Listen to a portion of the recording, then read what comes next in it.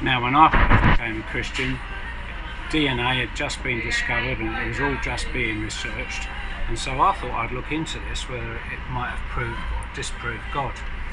I was intrigued because DNA sits in its own soup, and what I learned was that the DNA makes the soup it sits in.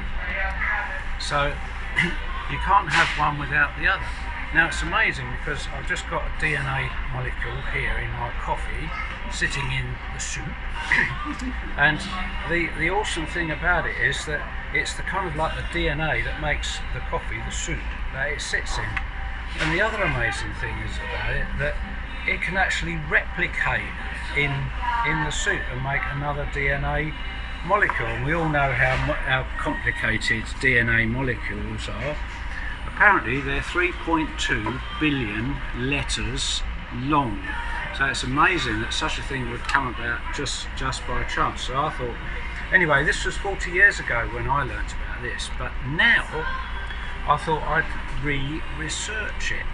And I discovered by looking at scientific sites, and I'll leave the link in below for one of them, that talks about the soup that DNA lives in, and they can't quite replicate it. They say it's easy to do by adding certain enzymes into the DNA soup so that it can exist. But what they talk about is a missing link in the chemical enzymes and makeups. Now I wonder where I've heard missing link before. Hint, Darwin. So I thought that was amazing. They still haven't got to the bottom of how DNA is created and how DNA exists and how it survives in the soup. I'm still convinced that it's created by God. Aren't you?